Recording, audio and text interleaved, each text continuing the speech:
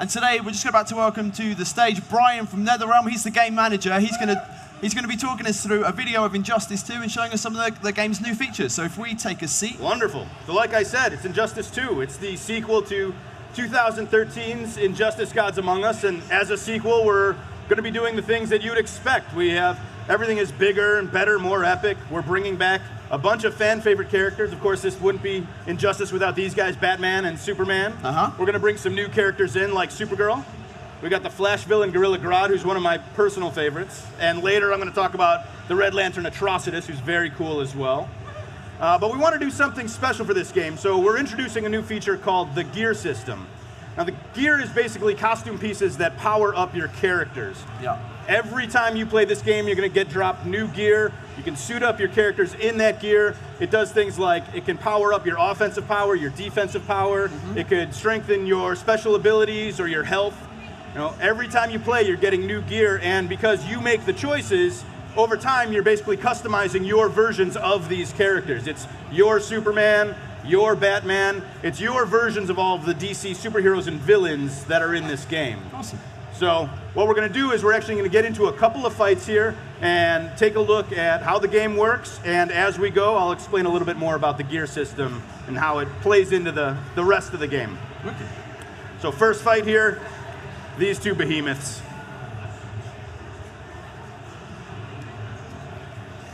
I don't know how much they can hear the game sound, but they can jack that up because that's a big part of this game. Yeah, if we can get the game sound going louder, that would be fantastic, guys. So, like I said, you know, this is a battle of the gods. All of the characters have custom moves, unique movesets and abilities based on DC lore. So the first thing I want to do is actually walk through one of our new characters. That's Gorilla Grodd. I was reading about him this morning. He is a hyper-intelligent ape. Yeah. So you're going to see his moveset is going to combine these primal, brutal, up-close moves with what he has actually a telekinetic power. Right. So, you know, what I always like to say, he's not only going to be up in your face, but Gorilla Grodd is going to knock you to the ground, and Gorilla Grodd is going to eat your face. I absolutely love this. He's a vicious, brutal, giant gorilla, but he can also take a step back and use his telekinesis. He's got this special intellect and telekinetic power. He can take control of his opponent, make them beat themselves up. He can levitate, do ground pounds, explode the air around him. He actually can combine his brains and his brawn. You can see he's doing super punishing moves. Yeah. Batman, of course, is Batman. You know, he's not going to stand back idly. As you can see, we brought back environment interaction. Huge part of the game, huge part of the fighting. Characters can use the environment around them in numerous ways. They can use it as a weapon. They got this great bounce mechanic, can set up combos. There's stuff scattered through every environment that they can make use of. Batman's going to jump up and throw this drone down. Also making a return are multi-stage environments, and they come with these awesome transitions, which I'll just let you watch.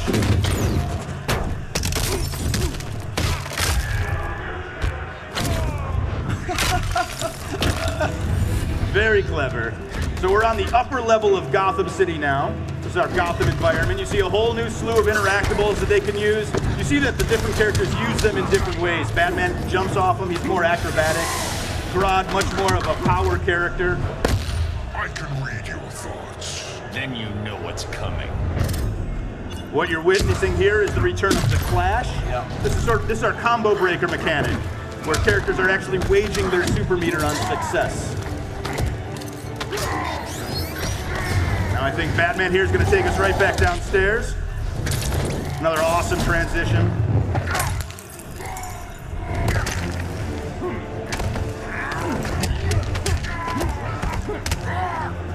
So, a very well-timed parry. Batman actually takes the first fight. Batman wins. Now this is where the gear comes in. So we're looking at this awesome victory screen. This is what we mean when we say every battle defines you. You're going to see at the end of every match, both characters are actually receiving new gear. So you see new gauntlets for both characters. You'll see the Batarang Barrage. That's a new move, actually, that's dropped as part of the gear system that Batman can now use. So, you know, they can go ahead and gear up directly from that screen, get right into the next fight, which they've done. They both have new gauntlets. Not a major change, but I want to stress, this is like day one. This is right out of the box, your first fight. You got your first new piece of gear. So this is a constant system. Like I said, every single time you play, you're going to get another drop. And so over time, your character is going to look dramatically different, something more like this. So very dramatic difference. You know, these are totally leveled up, geared out versions of these characters. They can do more damage, they can absorb more damage, they have new moves in their arsenal. So it's really about making these characters look the way you want them to look, but also play the way that you want them to play. You're fine-tuning your style of play by choosing which gear to equip the characters with. So you can see there's a great level of strategy here where not only are you're powering up your character, but you're also defending against what your opponent might do as well. And of course, we're NetherRealm Studios, so we're going to go over the top sometimes, right? Yeah, of course. Well, let's take a look.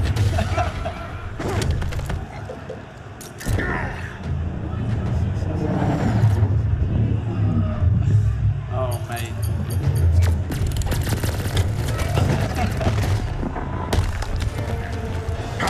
That's where we get the oohs in the eyes. All the characters are going to have brand new super moves. It's the most punishing offensive move in the game. See, Krod's got his as well, not to be outdone.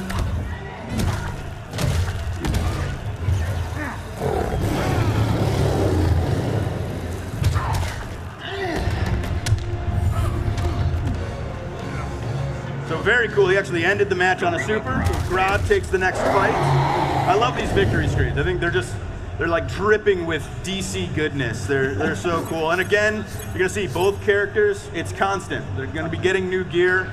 And like before, you can see in the UI there, you can actually equip that right then and there, go right into the next match.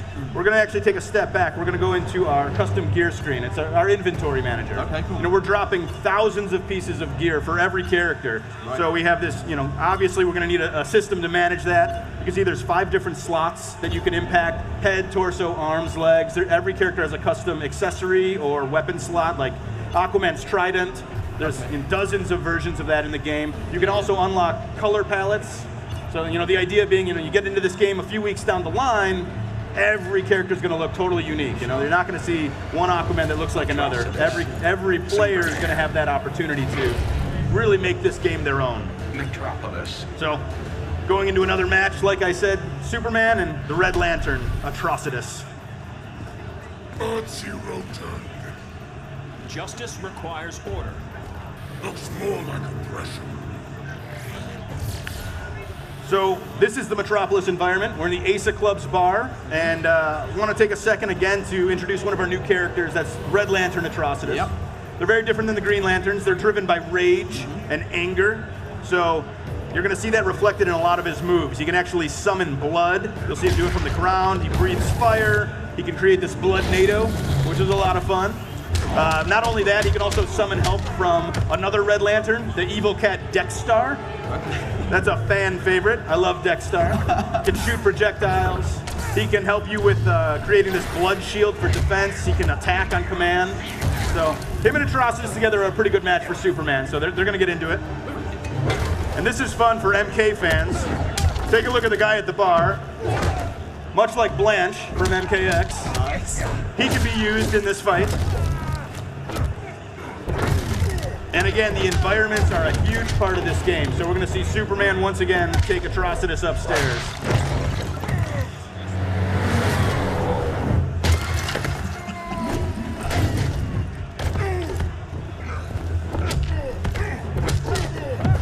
Got another clash here. You're just like me. I'm nothing like you.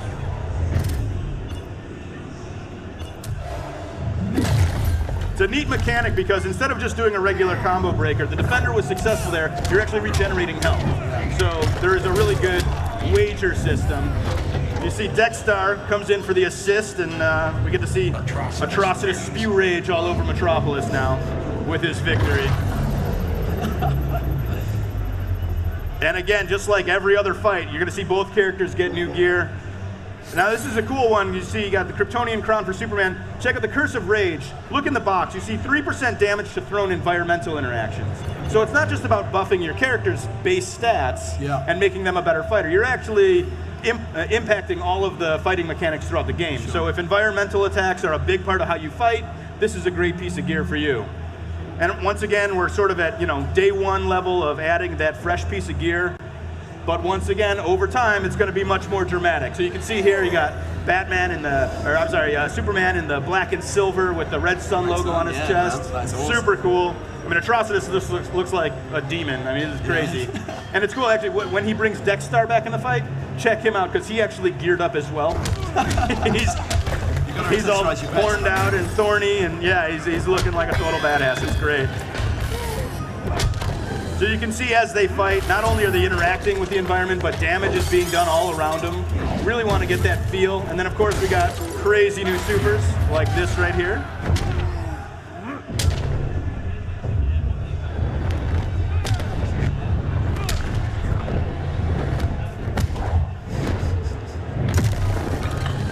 That's just beautiful. I mean, we're really trying to make this as epic and cinematic as possible. You know, we're really trying to go over the top with this game.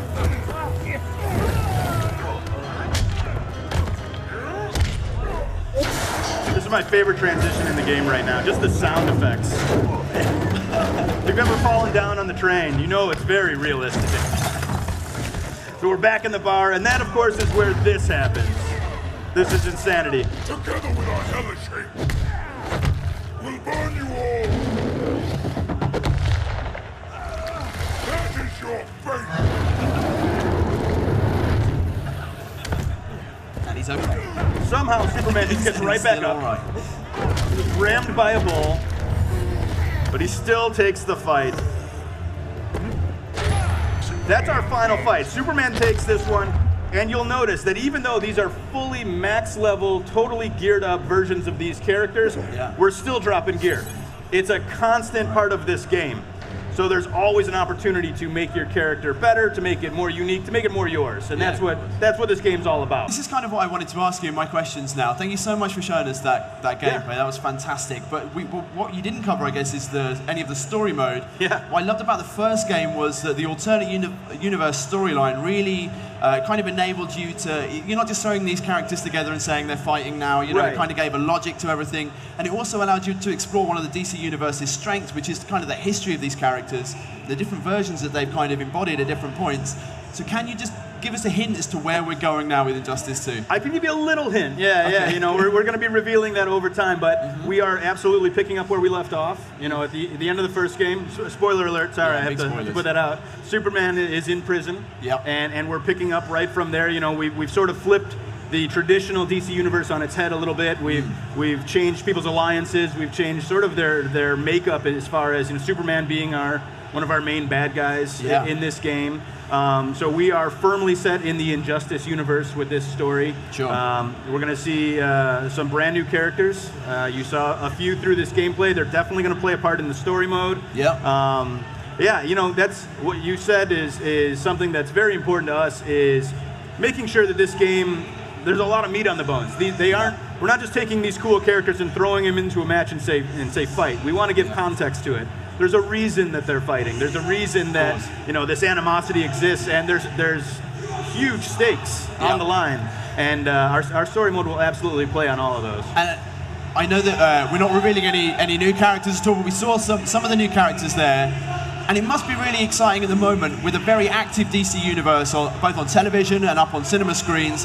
And like we've got versions which I think reflect some of those new choices which the movies are kind of making. It must be really interesting working with the DC guys at the moment to get new versions of the characters up and running. Oh yeah. You know, when we made Injustice Gods Among Us a couple years ago, you know, obviously DC has a long history with a lot of iconic characters. Yeah. But what people are aware of now, with the movies coming out and with the TV shows, you know, there's just so much more awareness of some of the characters that didn't get the spotlight in years past. Of course. You know, so with the first game, everyone knows, you know, Batman, Superman, Big Wonder Woman, Flash. Yeah. You know, but now we're able to expand that with shows like Arrow, with the Suicide Squad movie, things like that, where we're displaying these characters, and gives us the opportunity to have a really deep roster. Yeah. And not only is that great for the variety of a fighting game, but there's a lot of fans out there who know who these characters are, know their backstory now. Sure, yeah. And so we can really play with that, where, you know, like we did with Superman, we can present a slightly different take on these characters, and they understand that we've taken that step, that we've gone sort of the extra mile to do something different with these characters, because they know who these characters are, they know sort of what their gig is already. And working with DC has just been amazing. Like they're an incredible partner. They, you know, they're very forthright in how we sort of portray these characters, but they also give us a ton of freedom. They get what you're doing. Yeah, they get what we're doing, exactly. And you know, they're very supportive of how we're putting the Injustice universe together. Amazing. Well, it looks fantastic. You just let everyone know, I've been trying to get it out of you backstage. When's the game coming out? It's coming out 2017. And that's all you're going to say, isn't it? That's all I'm going to say for now. We'll have more information soon. Well, that's brilliant. Well, guys, round of applause to Brian. Thanks so very much for showing Thank you us guys that so much. today. Holy, no, no, no, no, no, no, no, no. Oh my God, no, no, no, no, no, no, no.